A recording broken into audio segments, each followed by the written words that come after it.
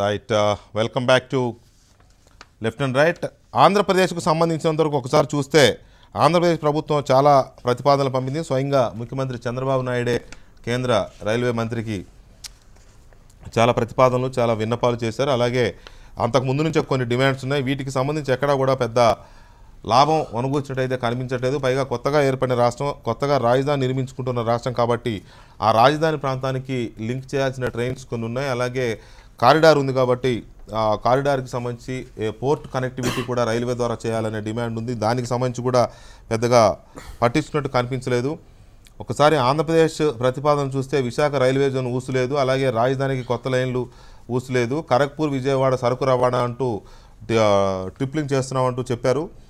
అలాగే సురేష్ ప్రభుకి చంద్రబాబు నాయుడు గారు చేసిన ప్రతిపాదనలు కాకినాడ పిఠాపురం, కోటిపల్లి నరసాపురం, గుత్తి ధర్మవరం, అలాగే సింగరాయకొండ కనిగిరి కొత్త లైన్ల కోసం చాలా డిమాండ్లు చేశారు. వీటిలో కోటిపల్లి నరసాపూర్కు సంబంధించి మాత్రమే ఒక వ్యవహారం కనిపిస్తోంది. 200 కోట్లు కేటాయిస్తున్నట్టుగా చెప్పిన పరిస్థితి ఒకటి కనపడింది. మిగతా అంతా కూడా ఇదేం కనిపించలేదు. ఇక విజయవాడని రాయలసీమతో కలిపే కొత్త లైన్ల ప్రస్తావన గతం నుంచి ఉన్న అది ఎక్కడ ఈ బడ్జెట్లో చోటు చేసుకోలేదు. అలాగే శతాబ్ది రాజధాని తరహా రైలు ఏపీ రాజధాని ప్రాంతానికి కావాలనే డిమాండ్ ఉన్నప్పటికీ కూడా దాన్ని కూడా పెద్దగా పట్టించుకున్న పరిస్థితి లేదు. ఇప్పటికీ 3-4 బడ్జెట్ల నుంచి తిరుపతి రైల్వే స్టేషన్ని ప్రపంచ స్థాయి రైల్వే స్టేషన్గా మారుస్తామని చెప్తూ వచ్చిన ప్రభుత్వం ఇప్పుడు ఆ ఊసెత్తకుండా కొత్తగా ఆధ్యాత్మిక కేంద్రాలన్నింటినీ ఒక కనెక్టివిటీ చేస్తామని చెబుతూ దాంట్లో తిరుపతి పేరు పెట్టారు. ప్రపంచ స్థాయి నుంచి ఇప్పుడు ఆధ్యాత్మిక స్థాయికి తిరుపతిని తీసుకొచ్చారు. సో ఇది ఏం చేస్తారనేది కూడా కొంత గందరగోళమైన పరిస్థితి కనబడుతోంది. తర్వాత కొన్ని సార్ అదనపు తిరుపతిలో అదనపు రైల్వే స్టేషన్ డెవలప్ చేస్తారు. ఉన్నదానికి దిక్కులేదనేది మా బాధ సార్. అదనపు స్టేషన్ ఇందాక భోగిల గురించి అడిగితే రైళ్ళు అన్నారు మీరు. రైళ్ళు లేవు, భోగిలు లేవు, ఇప్పుడేమో అదనపు స్టేషన్ ఇక్కడ ఒకటి. సరే మళ్ళీ మీ దగ్గరకు వచ్చాను, మీరు చెప్పండి. అక్కడ మీ రామకోటే గారు కూడా కూర్చున్నారు ఆంధ్ర నుంచి. సో చూద్దాం ఏం జరుగుతుంది అనేది. సో ఓవరాల్గా దినకర్ గారు, ఆంధ్రప్రదేశ్కి సంబంధించి చాలా కోరికలు, డిమాండ్స్, చాలా ప్రతిపాదనలు కూడా మీరు చాలా ఇచ్చారు. కానీ ఏమి మరి మీకు అది ఆనందంగా ఉందా, తృప్తిగా ఉందా? ఐ డోంట్ నో, మీరేం చెప్తారో. ఆనందంగా అయితే లేదని చాలా స్పష్టంగా చెప్పాలి. ఎందుకంటే మెయిన్గా విశాఖపట్నం జనాలు ఊరుకునేదండి వాస్తవంగా మాట్లాడారు. అదే నేను అదే అంటున్నా సార్, గుడ్ అంటున్నా. రైల్వే జోన్కి సంబంధించి ఏదైతే ఉందో దాని గురించి ఊసెత్తకపోవటం బాధించింది. అలాగే అమరావతికి సంబంధించి రాయలసీమకి కనెక్టివిటీ ఇవ్వడానికి వీలైనటువంటి దానిలో కూడా ఏం మాట్లాడకపోవటం కొంత ఇబ్బందికరమైనటువంటి పరిస్థితి కలిగింది. అలాగే సింగరాయకొండ కనిగిరి చాలా ప్రాముఖ్యమైనటువంటి లైన్గా ఎప్పుడైతే రాయలసీమకి కనెక్టివిటీ అమరావతి నుంచి ఇచ్చేది ఎక్స్పెక్ట్ చేశామో, ఇది కనిగిరి దగ్గర లింకింగ్ అయితే కనిగిరి జంక్షన్గా ఏర్పడి మొత్తం కూడా రైల్వే జోన్ తోటి, ఎందుకంటే ఇక్కడ తీర ప్రాంతంలో ఉన్నటువంటి రైల్వే జోన్ ఏదైనా వరదలు వచ్చినా ఏదైనా ఎఫెక్ట్ అయినప్పుడు ఆల్టర్నేటివ్గా పనికి వచ్చేటటువంటి ఒక సాధనంగా పనికి వచ్చేటటువంటి ప్రణాళిక అది మిస్ అవ్వటం కొంచెం ఇబ్బందికరమైనదిగా జరిగింది. కాకపోతే గౌరవ ముఖ్యమంత్రి గారు అడిగిన దాని ప్రకారం కోటిపల్లి నరసాపురానికి 200 కోట్లు మంజూరు చేసింది. కానీ కాకినాడ పిఠాపురం రైల్వే లైన్కి 50 కోట్లు కొంతవరకు ఏదైతే అడిగిన దానికి దాని వరకు కాబట్టి ఒకటి చాలా స్పష్టంగా పబ్లిక్ ప్రైవేట్ పార్టిసిపేషన్ మోడ్లో అన్ని రాష్ట్రాలు కూడా పార్టిసిపేట్ చేసేటటువంటి ఆర్థిక స్తోమత ఉండదు.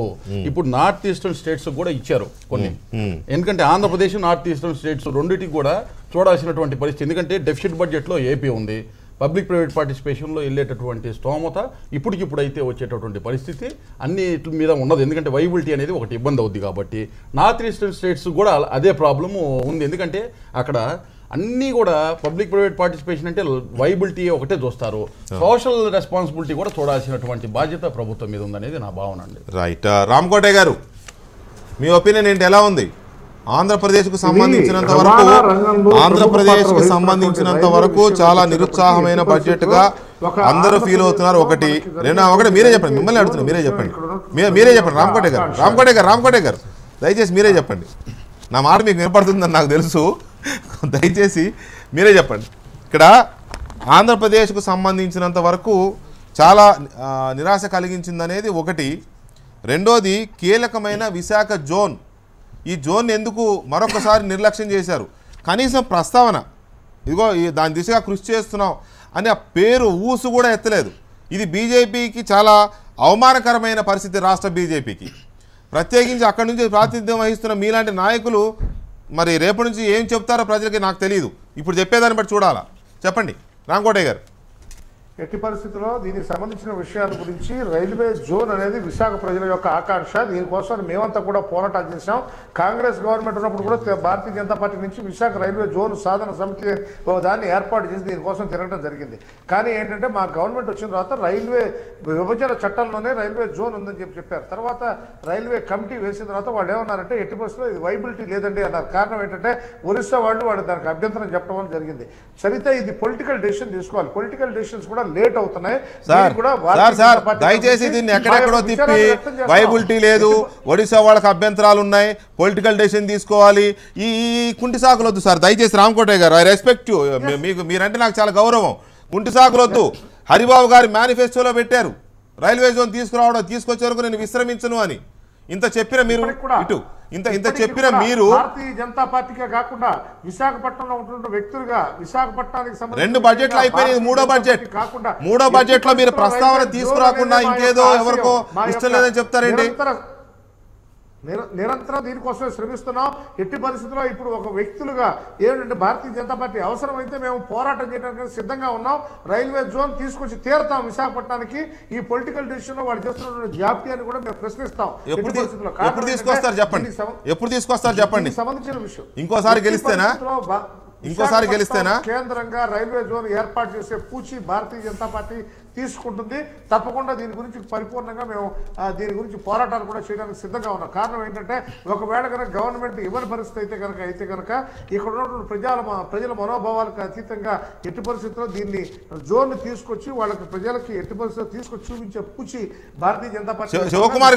శివకుమార్ గారు, విశాఖపట్నం రైల్వే జోన్ అసలు సాధ్యమా? వీళ్ళందరూ గతంలో కాంగ్రెస్, ఇప్పుడు బీజేపీ బొంకుతున్నాయా పార్టీలు? సాధ్యం కాని దాన్ని ఒట్టి మాటలు చెప్తున్నాయా? సాధ్యమా? అంటే రామకోటయ్య గారు చెప్పింది ఆ చిక్కులు ఉన్నాయి. చిక్కులు ఉన్నప్పుడు ఏది ఉండదు. చిక్కులు ఉన్నప్పుడు ప్రామిస్ ఎందుకు చేశారని ఎందుకు చేశారు? ఎవరు చేయమన్నారు? ఎందుకు చేయమన్నారు? 5,000 కోట్లు అవుతుంది ఒక జోన్ చేయాలంటే 5,000 కోట్ల రూపాయలు అవుతుంది. కాబట్టి ఎలా చేస్తారని కూడా వాళ్ళు చెప్పాలి. హామీలు ఇచ్చినప్పుడు ఇవన్నీ ప్యాకేజీలో ఉండాలన్నమాట. ఏ పార్టీ అయినా క్లారిటీ వాళ్ళే క్లియర్ చేయాలి. హామీలు ఇచ్చిన వాళ్ళు వాళ్ళని నెరవేర్చలేదు, వాళ్ళే క్లారిటీ.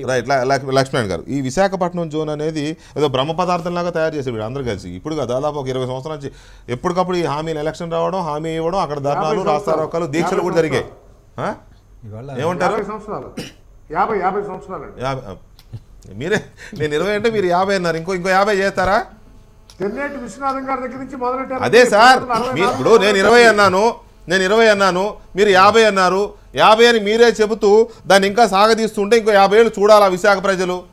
లేదు, ఎట్టి పరిస్థితుల్లో విశాఖ రైల్వే జోన్ మేము సాధించి తీరుతాం. అది ఎప్పుడు సాధించి తీరుతారు మీరు? ఎప్పుడు? వారికి మేము నివాళులు అర్పించేది ఏంటంటే తప్పకుండా రైల్వే జోన్ సాధించి వారికి తీసుకెళ్లి అభిషేకం చేస్తాం. వారి కాళ్ళ దగ్గర రైల్వే జోన్ తీసుకొచ్చి పెడతామని భారతీయ జనతా పార్టీకి చెబుతున్నాం. ఎవరి కాళ్ళ దగ్గర? తెన్నేటి విశ్వనాథం గారి యొక్క కోరిక ఇది. ఇప్పుడు కాదు, ఇప్పుడు సంగతి కాదు. 1964 నుంచి మొదలెట్టారు. రైల్వే జోన్ కావాలని చెప్పారు. అందుకని తప్పకుండా రైల్వే జోన్ సాధించి తీరుతాం. ఎట్టి పరిస్థితుల్లో భారతీయ జనతా పార్టీ వ్యక్తులుగా కాదు, ఇక్కడ విశాఖపట్నం వ్యక్తులుగా అవసరమైతే ప్రధాని నరేంద్ర మోడీ గారి దగ్గరికి వేలాదిగా ఇక్కడి నుంచి వెళ్లి వారిని సమర్పించుకుని తప్పకుండా దీని గురించి మేము ఈ పార్లమెంట్ బడ్జెట్ సెషన్ లోనే వారిని కలుస్తాం. రైట్. లక్ష్మణ్ గారు, విశాఖ జోన్ వాళ్ళ విభజన తర్వాత రైల్వేకి సంబంధించి చాలా అన్యాయం ఆంధ్రప్రదేశ్కి జరుగుతున్నది. రైల్వే జోను విశాఖపట్నంలో ఇస్తామని చెప్పేసి వాగ్దానం చేయడం, ఇవాళ వాయిదాల మీద వాయిదాలు వేసుకుంటూ కూర్చోవడం. విశాఖపట్నానికి ఒక చరిత్ర ఉన్నది. డివిజన్ అక్కడి నుంచి భువనేశ్వర్కి తరలించేశారు. గుంతకల్లో ఉన్నటువంటి డివిజన్ని హుబ్లీకి తరలించేశారు. ఈరోజు జోన్ ఇస్తానని చెప్పి కాలయాపన చేస్తున్నారు. అటు చుట్టుపక్కల ఉన్నటువంటి రాష్ట్రాలన్నీ చూడండి. తమిళనాడుకు ఉన్నది, కర్ణాటకకు ఉన్నది, ఇవాళ తెలంగాణకు ఉన్నది, ఒరిస్సాకు ఉన్నది, ఆంధ్రప్రదేశ్కు జోన్ లేదు. ఇవాళ అనేక ఆర్థిక ఇబ్బందుల్లో ఉన్నటువంటి రాష్ట్రం, రెవెన్యూ లోటుతో సతమతమవుతున్నటువంటి రాష్ట్రం. రైల్వే జోన్ వస్తే కాస్త కొంతమందికి ఉపాధి అవకాశాలు వస్తాయనేటువంటి ఆశ ఉన్నటువంటి పూర్వరంగంలో పైగా వాళ్ళు హామీ కూడా ఇచ్చారు. రెండవది, విశాఖపట్నం నుంచి ఇంతకుముందు కొన్ని ట్రైన్లు ఆరిజినేషన్ అయ్యేటి. వాటిని అన్నింటినీ భువనేశ్వర్కి తీసుకెళ్లారు. భువనేశ్వర్ నుంచి వస్తే విశాఖపట్నంలో బర్త్ కూడా దొరకనటువంటి పరిస్థితి. అలాంటి దుస్థితిలోకి నెట్టబడినటువంటి పూర్వరంగంలో ఇచ్చిన హామీని కూడా నిలబెట్టుకోకుండా మేము 50 రామకోటేశ్వర గారి మీద నాకు గౌరవం ఉంది, సాధిస్తాం, తెన్నేటి విశ్వనాథం గారికి వాళ్ళ కాళ్ళ ముందు పెట్టి మేము సంతోషం. కానీ ఇవాళ ఎప్పుడు ఇస్తారు అనేటువంటి సమస్య. వచ్చే ఎన్నికలకు ముందు ఇస్తారా అంటే తెలంగాణ ఇచ్చినట్టుగా ముందు ఇచ్చి కాంగ్రెస్ నష్టపోయినట్టుగా మీరు కూడా ఇంకొక 2 ఏళ్ల తర్వాత ఇచ్చినటువంటి వాగ్దానాన్ని నిలబెట్టుకోవడానికి చేస్తున్నామని ఎన్నికలకు మళ్ళా ఓట్లు అడుక్కోవడానికి ఇస్తారా?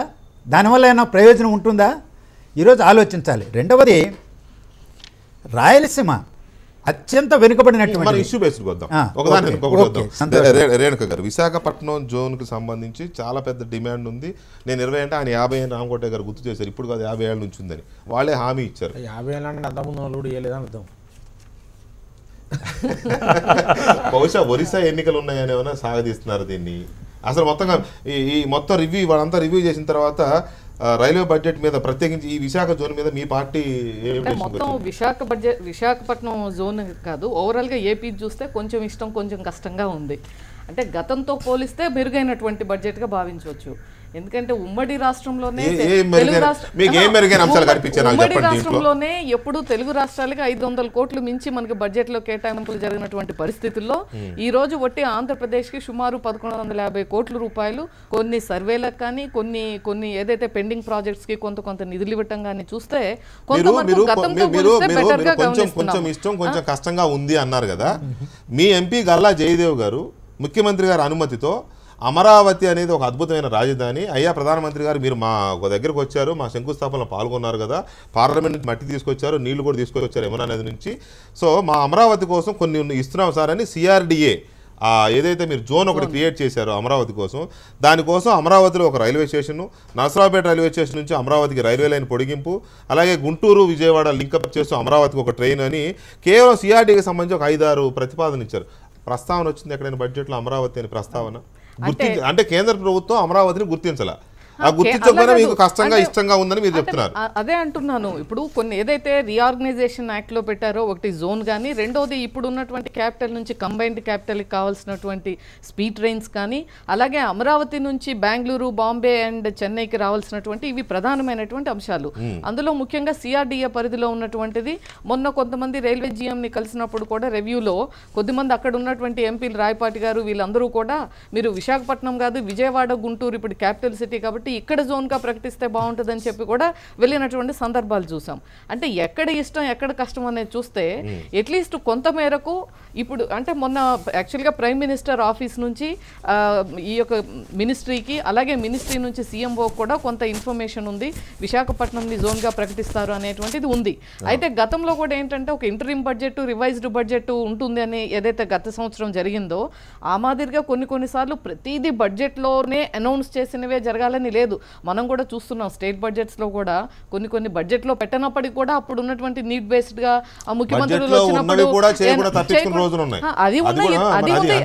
ఇది ఉంది. అంటే ఇందులో పెట్టలేదు కాబట్టి అసలు హోప్ లేదని లేదు, పెట్టిన అన్ని కూడా అవుతాయని లేదు. ఇప్పుడు పెండింగ్ ప్రాజెక్ట్స్ లిస్టే తీసుకుంటే ఇప్పుడు దాదాపు ఏ పేరు చెప్పినా కూడా ఆల్రెడీ శాంక్షన్ లిస్ట్ లో ఉంది, పేరు ఉంటుంది కానీ డబ్బులు ఉండవు. కాబట్టి ఉపయోగం ఏముంది? ఇప్పుడు ఈ యొక్క ప్రతిపాదనలు ఏదైతే CRDAలో ఇచ్చామో వాటిని కూడా యాక్సెప్ట్ చేస్తే ఓకే ఈ కూడా కన్సిడర్ చేస్తాం అనొచ్చు, కానీ అది తృప్తి కలిగిస్తుందా? లేదు.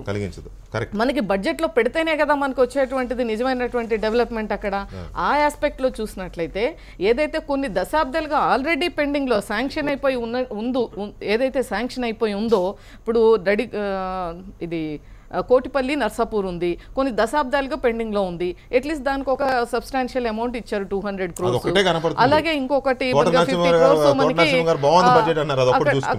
అట్లా కొద్ది మేరకు పిఠాపురం కోటిపల్లి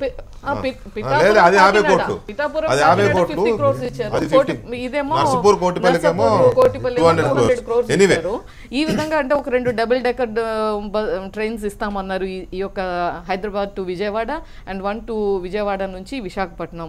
అంటే కొన్ని ప్రాజెక్ట్స్ కి ఇనిషియేషన్ ఇప్పుడు ఒకేసారి అదే అంటున్నాను, మొత్తంగా హ్యాపీగా లేము బట్ అలా అని చెప్పి పూర్తిగా నిరాశతోటి కూడా లేదు. కాదు, మనం ఒకసారి అంటే నేషనల్ పర్స్పెక్టివ్ కూడా తీసుకోవాలి. మనం కూడా భారతదేశంలో అంతర్భాగమే కాబట్టి ఇప్పుడు ఈరోజు బడ్జెట్లో మనం కొత్త రైలు లేవు అనుకుంటున్నాం. గత ప్రభుత్వాలు ఏం చేశాయి, ప్రతిసారి ఇచ్చిన ప్రతి ప్రతిపాదనని ఆమోదించేశాయి. ఆమోదించడం మూలంగా ఏదో టెంపరీగా మనం సాటిస్ఫై అయ్యాం తప్ప నిజంగా ఎక్కడా కూడా దాన్ని నేషనల్ పర్స్పెక్టివ్లో జరగలేదు. ఆ విధంగా చూస్తే మాత్రం డెఫినెట్గా ఇది ఒక రిఫార్మ్ బేస్డ్ బడ్జెట్గా చూడవచ్చు, ఒక ఫార్వర్డ్ లుకింగ్ బడ్జెట్గా మనం అనుకోవచ్చు, ఒక ప్రాస్పెక్టివ్ బడ్జెట్గా కూడా అనుకోవచ్చు. అంటే దీని ఫలితాలు ఒక రిఫార్మ్స్ పెట్టినప్పుడు వచ్చే సంవత్సరానికి ఆశించవచ్చు. ఎక్కడ మనకి ఛార్జీలు పెంచలేదు. దయాకర్ గారు, ఇక ఈ ప్రతిపాదనలు ప్రాజెక్టులు అనే అంశంతో పాటు రైల్వేల్లో ప్రయాణిస్తున్న ప్రయాణికులకి ఎలాంటి మౌలిక వసతులు ఉన్నాయి, వాటిని ఏం డెవలప్ చేస్తున్నారు వీళ్ళు, సురేష్ ప్రభు గారు వాళ్ళు ఏం చెప్పారు అని చూస్తే కొన్ని చాలా ఆశ్చర్యంగా అనిపించాయి నాకు. సిల్లీ అనే పదం వాడితే కొంచెం బాధ అనిపిస్తుంది కానీ ఆశ్చర్యంగా అనిపించింది. ఏంటి అంటే రైల్వే స్టేషన్లో వైఫై పెడతారట, విమానంలో వైఫై ఉంది, విమానంలో మీకు వాళ్ళు వైఫై ఇస్తారు లోపల, రైల్వే స్టేషన్లో రైల్లో ఏది వైఫై అంటే రైల్లో ఇంకా వెళ్ళి వైఫై చూసుకునే స్థాయికి మనం రైల్వే ఎదగలేదా? ఈ ఫోన్లో ఉంది వైఫై, ఎక్కడికంటే అక్కడికి వెళ్ళొచ్చు. రైల్వేలో ఎందుకు పెట్టలేరు వైఫై? ఇంకొకటి సిల్లీగా వినోదం కోసం ఎఫ్ఎం పెడతారు, ఎఫ్ఎం రేడియోలు పెడతారట వినోదం కోసం. ఎఫ్ఎం రేడియోలో యుగంలో ఉన్నా మన వినోదం కోసం ఫ్లైట్ లో సినిమాలు చూస్తున్నారు సార్. ఎఫ్ఎం రేడియోలోనే మనం వస్తుంది కదండి. అంటే మన్ కీ బాత్ వినడం కోసం ఎఫ్ఎం రేడియో పెడతారా? ప్రధానమంత్రి గారి మన్ కీ బాత్ వినాలి కాబట్టి ఎఫ్ఎం. అంటే మీరు మనసులో ఏదో అసలు విషయం బయట పెట్టారు. రైట్, దయాకర్ గారు, ఏ యుగంలో ఉన్నాం మనం? ఏ యుగం గురించి వీళ్ళు ప్రతిపాదనలు పెడుతున్నారు వీళ్ళు? లెఫ్ట్ అండ్ రైట్లో చివరి రైల్వే బడ్జెట్ గురించి చర్చ అనుకుంటా వెంకటకృష్ణ గారు. భవిష్యత్తులో రైల్వే బడ్జెట్ గురించి చర్చ ఉండే అవకాశం కూడా లేదు. ఎందుకంటే స్పెషల్గా ఉండదేమో. ఇంతకుముందు మీరు ఎన్నో చర్చలు రైల్వే బడ్జెట్ మీద చేసిండ్రు కదా, ఇంత చప్పగా కానీ ఇలాంటి చర్చలు ఎప్పుడు కూడా మీరు చూడలేదు. అవును, వాస్తవం. ఎందుకు ఈ మాట అంటున్నంటే రైల్వే రెగ్యులేటరీ అథారిటీ అనేది రాబోతున్నది. అది వచ్చిన తర్వాత రైల్వే బోర్డు కానీ ఈ పీపీపీ ఉంది, ప్రభుత్వ ఆధీనంలో రైల్వే గాని ఉండదు, ఉండే అవకాశం లేదు. పీపీపీ ఉన్నది కదా, ఎమ్యూనిటీస్ ఉన్నాయి కదా. మీరన్న ఇప్పుడు ఏంటి ఈ జీపీఎస్ సిస్టమ్ కానీ, స్మార్ట్ ఏంది రైల్వే కోచెస్ కానీ, డెబిట్ క్రెడిట్ కార్డుతో గీకి మనం టికెట్లు తీసుకునేది కావచ్చు, ఆన్లైన్ బార్ కోడింగ్ సిస్టమ్ కానీ, ఇవన్నీ కూడా సామాన్యునికి అందుబాటులో ఉండేవి కాదు. ఎవడో 10% ఆఫ్ ది పీపుల్ ఎవడు సిటీలో ఉండే వాళ్ళకే పరిమితం అయ్యే అవకాశం ఉంది. అయితే మనం గతంలో చర్చ చేసుకున్నాం, కోకోకోలా ఎక్స్ప్రెస్ అని, రిలయన్స్ ఎక్స్ప్రెస్ అని ఉన్నాయి చూసినవా, వాటికి 400 స్టేషన్లు వీళ్ళు రెడీగా చేసి పెట్టారు. అక్కడ ప్లాట్ఫామ్ టికెట్ అన్న మామూలు కొనుక్కుంటాడో లేడో ఒకటి. తర్వాత మెక్డొనాల్డ్ లాంటి, లేకపోతే ఇవి ఉంటాయి కదా, అది కేఎఫ్సి లాంటి వచ్చే అవకాశం కూడా ఉంది. ఇండియన్ ఫుడ్ కూడా పోయే అవకాశాలు అతి త్వరలో మనకు కనిపిస్తాయి. ఎందుకు ఈయన అరే పోయినసారి కంటే ఈసారి ఎక్కువ మాట్లాడిండు, ఏం మాట్లాడిండు అని చూద్దామని చూస్తే మళ్ళీ అదే రీటరేట్ చేసిండు. ఏం చేస్తున్నాం అనేది నేను అట్లీస్ట్ జీబీఎస్ మీద కాన్సన్ట్రేట్ చేస్తాడు అనుకున్నా. గ్రాస్ బడ్జెట్ సపోర్ట్ సిస్టమ్ ఏదైతే ఉందో, స్టేట్ సెంట్రల్ రిలేషన్స్తో దాన్ని ఎట్లా 49-51%లో నువ్వెట్లాగా ఇవ్వలేవు, నాకు వాల్టేర్ ఇవ్వలేవు, కాజ్పేట్ ఇవ్వలేవు, అట్లీస్ట్ డివిజన్ కాదు కదా నాకు ఇన్స్టిట్యూట్ కూడా, ఆటోమోటివ్ ఇన్స్టిట్యూట్ కూడా ఇవ్వలేవు. బీహార్కే 2 ఇచ్చిండ్రు ఇప్పటికి నేను చూసిన ప్రకారం. తెలుగు రాష్ట్రాలకు ప్రతిసారి ఉండే ఒక డైలాగ్ మనం వాడుకోవాలి, మళ్ళీ అన్యాయం జరిగింది అనేది అది యాజ్ యూజువల్, అది ఒకటి మ్యాండేట్గా పెట్టుకోవాల్సిన అవసరం అయితే ఉన్నది.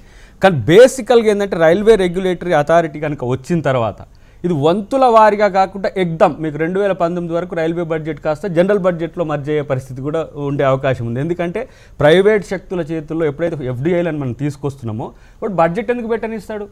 ఈరోజు మనం 4,40,000 crores మనకు క్యాపిటల్ గెయిన్ ఉందన్నాం, దానికి రిటర్న్స్ దీనికి లేకపోగా జనరల్ బడ్జెట్ నుంచి సపోర్ట్ చేయాలి దీనికి. ఇప్పుడు ఎందుకు ట్రిప్లింగ్ కానీ, మీకు ఇంకా అత్యాధునికమైన రైల్వే స్టేషన్ చేయడానికి కానీ, దీనివల్ల ఇప్పుడు సరుకు రవాణాకు పెంచడానికి వాళ్ళకి ఇబ్బంది ఉంది. కార్పొరేట్ సెక్టార్కి వాళ్ళు పెంచడానికి అసలే ఇష్టపడట్లేరు. 4 రాష్ట్రాల ఎన్నికల తర్వాత మాత్రం మనకు ఒకసారి వాయింపు ఉంటుంది మళ్ళీ. ఎందుకంటే ఇప్పుడు రాష్ట్రాల ఎన్నికలు ఉన్నాయి కాబట్టి వాటిని పెంచే అవకాశం లేదు, వాళ్ళు ఇంటీరియంగా పెంచడానికి కూడా అవకాశం ఉంది. తర్వాత అన్నిటికంటే ముఖ్యంగా నేను దీంట్లో చూసింది ఏంటంటే, తనకు అయిష్టంగానే ఈ బడ్జెట్ను ప్రకటించినప్పటికి కూడా ఈ మొక్కుబడి తంతు ఉంటుంది కదా, దాన్ని పూర్తి చేసి పడేసినట్టుగా అనిపించింది. కేవలం వారిని సాటిస్ఫై చేయడానికి అదేంది వడోదరలో ఒక గుజరాత్లో ఒక యూనివర్సిటీ పెట్టి ప్రయత్నం చేసిండ్రు. Varanasi to Delhi fast rail, అది తొందరగా, ఎందుకంటే చాలా దూరం ఉంది కదా వారణాసి నుంచి ఢిల్లీకి, దాన్ని టెస్ట్ పీరియడ్గా అనిపించింది. అయితే జనతా ఎక్స్ప్రెస్ కాస్త ఇప్పుడు ఏమైంది, సర్వీస్ సెక్టార్ నుంచి పూర్తి స్థాయి కార్పొరేట్ సెక్టార్ వైపు కన్వర్ట్ అవుతున్నట్టుగా ఈ బడ్జెట్ మనకు పూర్తిగా చంద్రముఖిగా మారుతున్న సురేష్ ప్రభు యొక్క రూపం మనకు దీంట్లో కనపడకనే కనబడుతుంది. అంటే ఈరోజు నేను ఈ రైల్వే బడ్జెట్ మాత్రం ఇంత చప్పగా లేకపోతే అసలు మనం చర్చించుకునే స్థాయిలో ఉన్నదని అనుకుంటే మీ 2 గంటల చర్చ కూడా ఎక్కువనే సార్ దీనికి నేను 2 గంటలు తీసుకోలేదు 2 గంటలు కూడా తీసుకునే అవకాశం ఉంది. ఒకటి ముఖ్యమంత్రి చంద్రబాబు నాయుడు గారి సభ కోసం జిల్లా మొత్తం స్కూల్ బంద్ చేయించారు, దాని మీద తీసుకున్నారు. తనను సాటిస్ఫై చేసుకోవడానికి నాగ్పూర్ టు విజయవాడ ఈ ట్రిప్లింగ్ ఉన్నది చూసినావు. ఏది సురేష్ ప్రభు శివసేన ఎంపీ కాబట్టి ఆ రాష్ట్రానికి నేనెందుకు చేసుకోవద్దని చెప్పి ఆ ట్రిప్లింగ్లో ఒకటి. అన్నిటికంటే ముఖ్యంగా బడ్జెట్లో ఈరోజు ఆంధ్రప్రదేశ్కి కానీ తెలంగాణకు కానీ మోసపోయినట్టుగా మనం సీరియస్గా అనుకోవాల్సిన అవసరం అయితే ఉంటుంది. భవిష్యత్తులో ఇంకెప్పుడు న్యాయం జరుగుతుందో తెలియదు, కానీ ప్రైవేట్ సెక్టార్ వచ్చినాక కానీ వాళ్ళని పట్టుకుంటే ఎవరు అంటారు కదా, ఇప్పుడు జిఎంఆర్ లాంటి రాష్ట్రాల మీద నెట్టేశారు కదా, అది కూడా రాష్ట్రాల మీద నెట్టేస్తారు కాబట్టి రేపు ఇక ప్రైవేట్ సెక్టర్ వచ్చినా కూడా రాష్ట్రాలే భరించాల్సి వస్తుంది. పరిస్థితి కూడా లేదులేండి. ఎందుకంటే ఇప్పుడు ఇవాళ మొత్తం ఈ 6 దశాబ్దాల్లో మనకు వచ్చింది అడిషనల్ రైల్వే లైన్ ఎంత 10,000 కిలోమీటర్లు. కానీ ఇప్పుడు ఏం చెప్తున్నారు, 7 కిలోమీటర్స్ పర్ డే మనము రైల్వే లైన్ కొత్తగా నిర్మించేది ఒక టార్గెట్ గా పెట్టుకుని 18-19 వచ్చేప్పటికి 2000 ట్రాక్ బెడ్డింగ్ వస్తున్నది, ప్రైవేట్ సెక్టారే వస్తుంది. అక్కడ ప్రభుత్వం చేసే అవకాశాలు ఇన్ఫ్రాస్ట్రక్చర్లో ప్రైవేట్ వాళ్ళు వచ్చినా ఎవరు వచ్చినా ఏమి ఇబ్బంది లేదు. వీరు అనేది ఏంటంటే నేను ఏమంటే ముందు సురేష్ ప్రభు గురించి నేను ఒక్క నిమిషం చెప్తాను. సురేష్ వారి గురించి చెప్పేది అంటే సురేష్ ప్రభు ఇప్పుడు ఆవిడ పాపం ఉద్దేశపూర్వకంగా అనలేదు కానీ మనసులో ఉన్నది అలా బయట మన్ కీ బాత్ వినడం కోసం ఎఫ్ఎం రేడియోలు పెడతారు. అది వినోదం, మీరు ఇచ్చే వినోదం అంటే మన్ కీ బాత్ అనేది ఏదైతే ఈ ఎఫ్ఎం అనేది పనికిరాందా ఎఫ్ఎం ఏదో టైం పాస్ కోసం లేకపోతే లేదండి, దాని గురించి కాదు కదా. అంశం అన్ని అందరు చూడరు కదా, అందరు టీవీ చూడరు, అందరు నేను ఇంటర్నెట్ ఎక్కువ యూజ్ చేయను, మీరు యూజ్ చేస్తారు, అంత మాత్రం ఇంటర్నెట్ వద్ద అంటాం ఏంది. ఇప్పుడు నేనేమంటా అంటే సురేష్ ప్రభు పొలిటీషియన్ కాదు, ఆయనే వాజ్పేయి గవర్నమెంట్లో ఎలక్ట్రిసిటీ మినిస్టర్ ఉన్నాడు. 2 లక్షల మెగావాట్ల విద్యుత్ పవర్ ఉత్పత్తి చేసిండు. ఇలా ఆయన చేయబట్టి ఆయన దేవాలని ఇవాళ ఆయన చార్టర్డ్ అకౌంటెంట్, ఆయన పొలిటీషియన్ కాదు, రెగ్యులర్ పొలిటీషియన్ కాదు. ఎందుకంటే ఆయన లూజ్ స్టాక్ చేయంగా కూడా మీరు చూడలేదు. ఆయన కరెక్ట్ చేసే పర్సన్ కూడా కాదు. ఆయనే అందుకే శివసేన నుంచి తీసుకొచ్చి ఆయనకి రైల్వేని బాగు చేయాలని చెప్పి నరేంద్ర మోడీ గారు తీసుకొచ్చి పెట్టడం జరిగింది.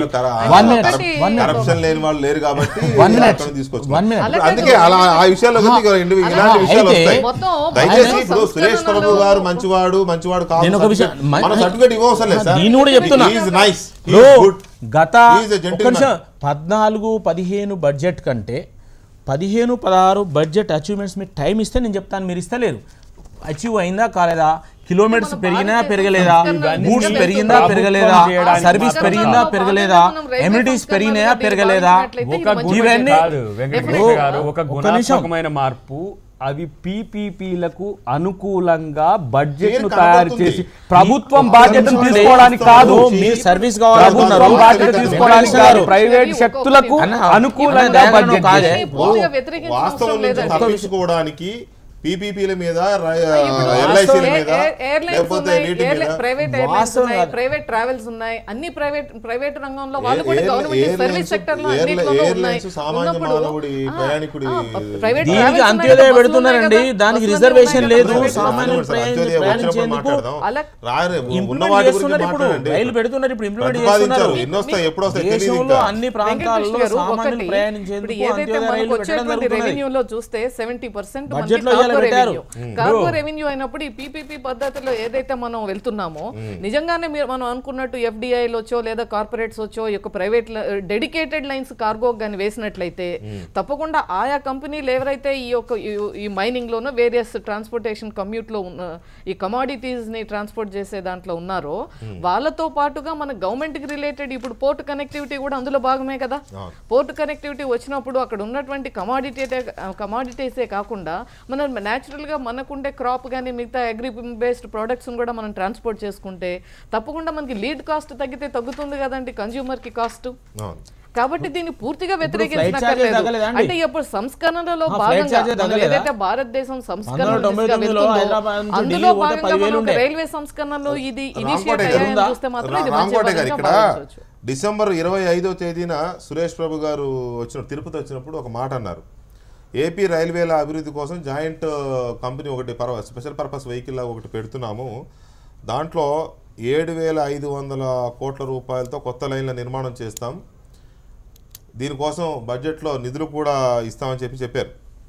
బహుశా ఈ రాష్ట్రాలతో భాగస్వామ్యంతో ఇవాళ బడ్జెట్లో మాట్లాడిన మాట, రాష్ట్రాల భాగస్వామ్యంతో కొత్త ప్రాజెక్టులు తీసుకుంటామంటూ 5,300 కిలోమీటర్ల పొడవైన 44 ప్రాజెక్టులకు ఎంఓయూలు చేసుకుంటామన్నారు.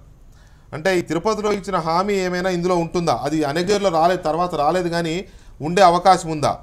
మీకేమన్నా ఐడియా ఉందా దీని మీద?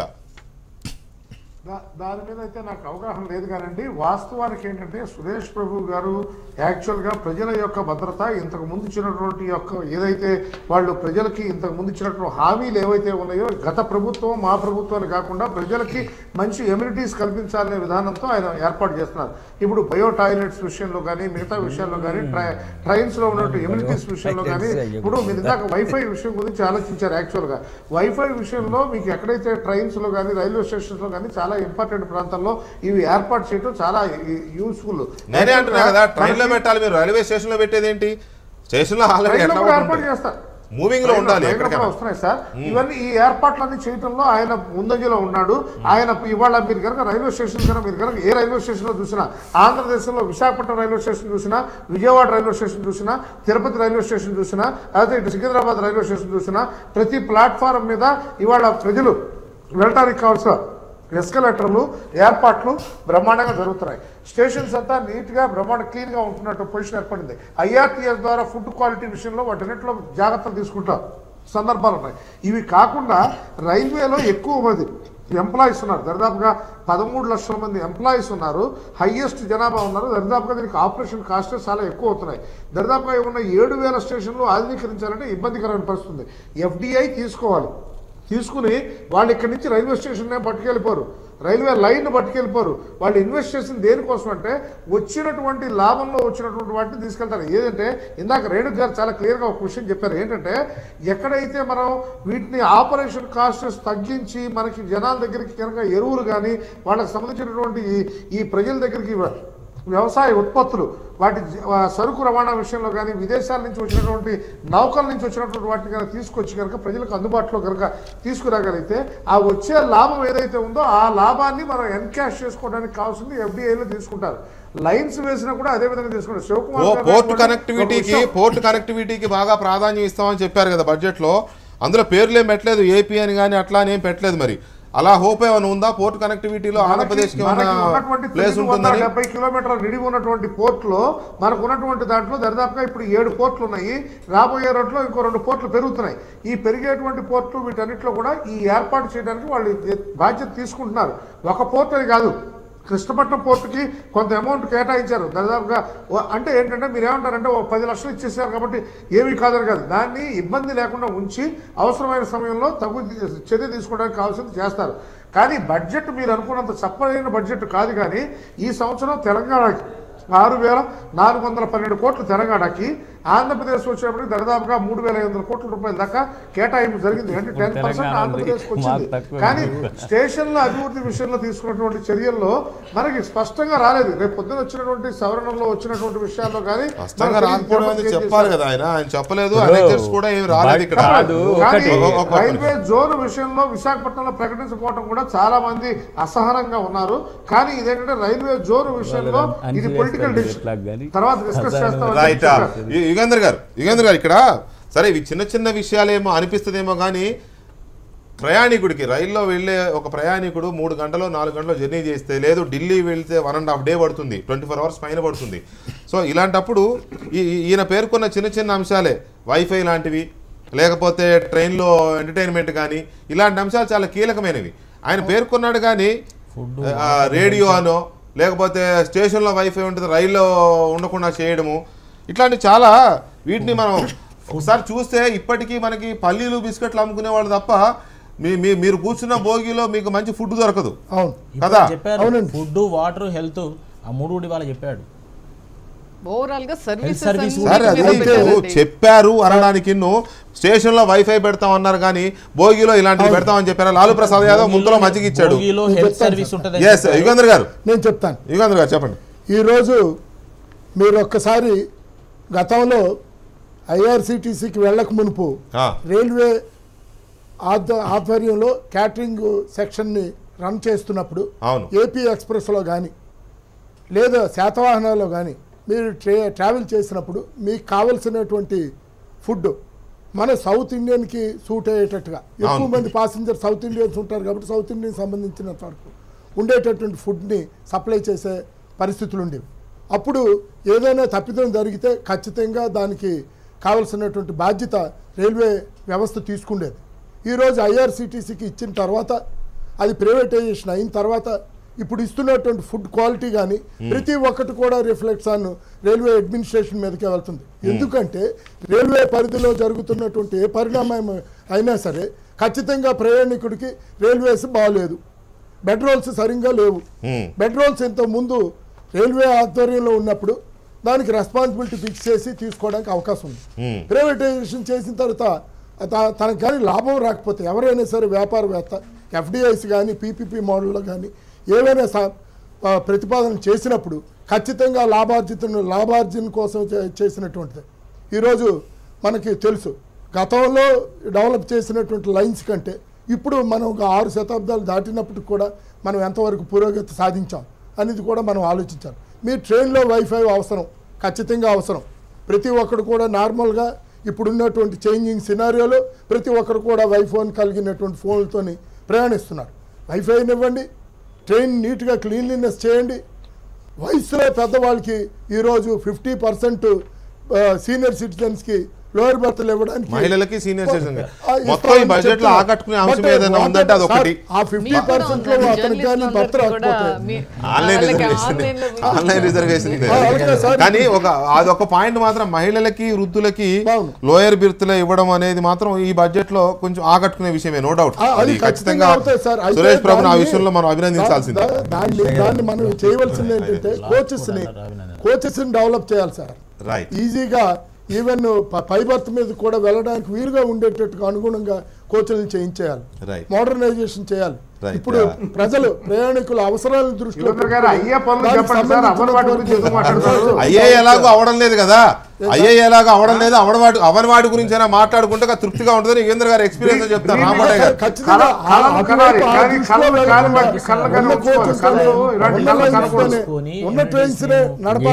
ఏ పబ్లిక్ ఫీడ్బ్యాక్ తీసుకుంటే ఒక్క నిమిషం సార్, పబ్లిక్ ఫీడ్బ్యాక్ తీసుకుంటే లక్ష్మణ్ గారు ఒక్క నిమిషం అండి. లక్ష్మణ్ గారు ఫైనల్ గా సరే మీరు చాలా పెద్ద ఎలాబరేట్ గా చెబుదాం అనుకుంటున్నారు కానీ నేను మైక్రో ఇష్యూస్ మాట్లాడుతున్నాను లాస్ట్ మినిట్స్ కాబట్టి. ఉదాహరణకి ఆకలేసిన పిల్లడు ఎప్పుడు ఏడుస్తాడో తెలియదు, రైల్లో ఏడుస్తాడో స్టేషన్లో ఏడుస్తాడో తెలియదు. స్టేషన్ వచ్చినప్పుడు వేడి పాలును ఇవి ఇస్తామంటే ఎలా కుదురుతుంది? రైల్లో ఉండాలి కదా. నేను అనేది అదే, ఇప్పుడు నీకు వైఫై కానివ్వండి లేదా ఎంటర్టైన్మెంట్ కానివ్వండి. విజయవాడ రైలు వెంకటకృష్ణ గారు ఒక్క విషయం వెంకటకృష్ణ గారు సార్ చెప్పండి. ఒక్క విషయం చెప్పండి సార్, చెప్పండి. ఏంటంటే విజయవాడ రైల్వే స్టేషన్లో ఒక వ్యక్తి రైల్వే ప్లాట్ఫామ్ రైల్వే స్టేషన్లోకి వచ్చిన తర్వాత ట్రైన్లో ఒక రైల్వే వాటర్ బాటిల్ తీసుకొచ్చి 16 రూపాయలు అని చెప్పి అమ్మటం జరిగింది. 16 రూపాయలు అమ్మినప్పుడు ఆ వ్యక్తి ఇమీడియట్గా ఫోటో తీసి వాట్సాప్ తీసి ఆ నెంబర్కి పంపిస్తే 5 నిమిషాల్లో ఇమీడియట్గా ఎవరున్నారో ఆ కాంట్రాక్టర్తో సహా ఆ వ్యక్తి దగ్గర తీసుకురావడం జరిగింది. ఎంత అద్భుతమైనటువంటి సర్వీసెస్ జరుగుతున్నాయో యుగేందర్ గారు అబ్జర్వ్ చేయాలి. యాక్చువల్గా ఏంటంటే ఇలాంటి వాటిలో ఎవరైనా కాంట్రాక్టర్స్ కానీ ఎవరైనా తప్పు చేస్తే ఇమీడియట్ గా జవాబుదారీ తరాన్ని సురేష్ ప్రభు గారు ప్రకటించారు.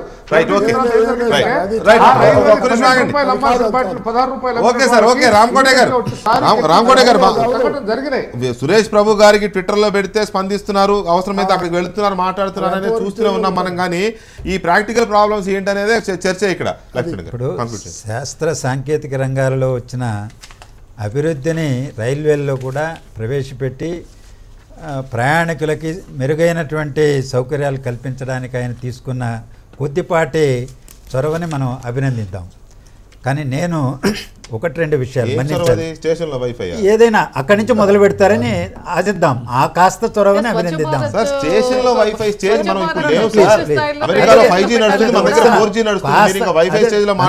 కాస్త ఈరోజు వైఫై కూడా సికింద్రాబాద్లోనే ఉంది, విశాఖపట్నం పోతే లేదు, విజయవాడలో లేదు. అందువల్ల చాలా వెనుకబడి ఉన్నాం. మొత్తం రైల్లో ప్రయాణం చేసేంతకాలం ఉండాలనేది నా కోరిక కూడా. ఒకటి కొద్దిపాటి చొరవనైనా అభినందిద్దాము, అంతవరకే అన్నాను నేను. రెండవది వెనుకబడిన ప్రాంతాల కనెక్టివిటీని, వెనుకబడిన ప్రాంతాల అభివృద్ధి దోహదపడేటువంటి ప్రాజెక్టులు ఏమైనా చేపట్టారా? ఇప్పుడు విభజన తర్వాత అత్యంత వెనుకబడినటువంటి ప్రాంతం రాయలసీమ, అక్కడ ఆందోళన ఉన్నది.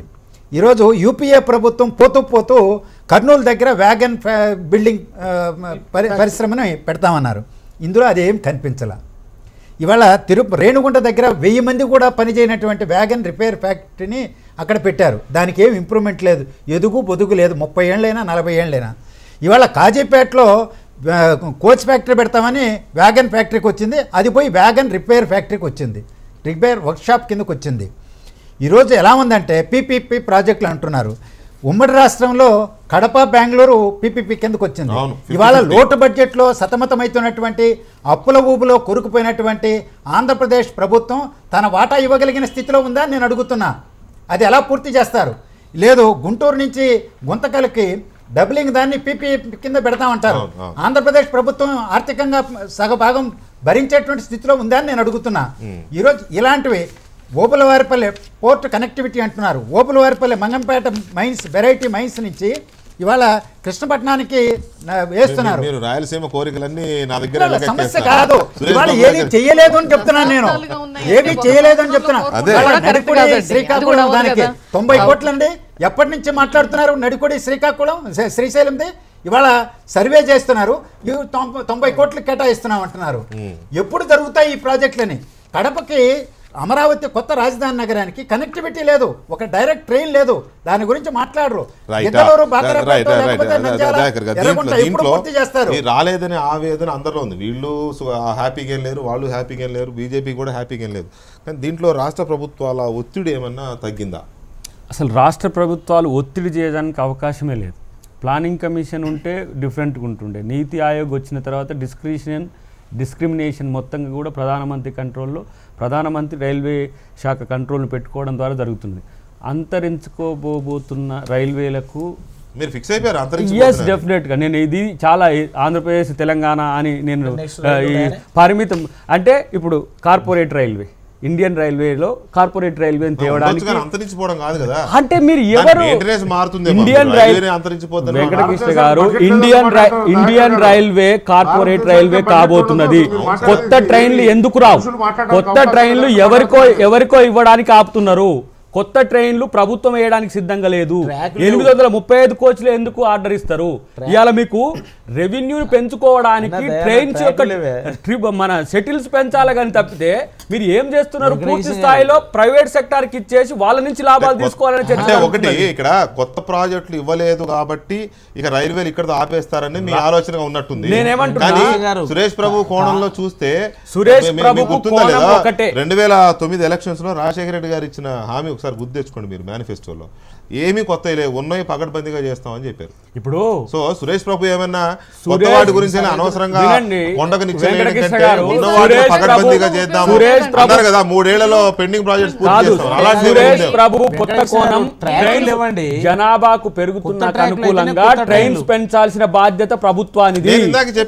అది లేనప్పుడు ఎవరి ప్రయోజనాల కొరకు ట్రైన్స్ కొత్త ట్రైన్స్ వేస్తలేరు మీరు, అది చెప్పాల్సిన బాధ్యత ఉంటది కదా. ప్రైవేటీకరణ పబ్లిక్ ప్రైవేట్ పార్టిసిపేషన్ కోసం ఆపుతున్నారేమో తెలియదు కానీ రైళ్లు అంతరించిపోతాయి, రైల్వే అంతరించిపోతుంది అనే దాన్ని కాదు. నేను ఎగ్జాంపుల్ ఒక్కటి చెప్తా, ఇది కాదు వినండి కాదు ఎగ్జాంపుల్ నువ్వు అన్నదానికి నువ్వు మీరే జస్టిఫై అవుతారు. కాజీపేటలో 53 ఎకరాలు ఇచ్చి 20 సంవత్సరాలు అవుతుంది. మీరు బీహార్కు 2 ఇచ్చిండ్రు. ఎవరికి ఇచ్చిండ్రు? జీఈ అమెరికాకి ఇచ్చిండ్రు, ఫ్రాన్స్కి ఇచ్చిండ్రు. 1,00,000 మంది ఎంప్లాయీస్ ఇప్పుడు చిత్తరంజన్లో దాని నుంచి పోతున్నారు. ఏమైతున్నది ఆడ? ఇలా 9,000 ఉద్యోగాల కల్పన నువ్వు అంటున్నావు, ఏది 2020 వరకు. కానీ ఇలా పోతున్న 1,00,000 ఉద్యోగాల గురించి ఎవడు మాట్లాడాలి? 7వ వేతన సంఘం గురించి ఎందుకు చర్చించారు?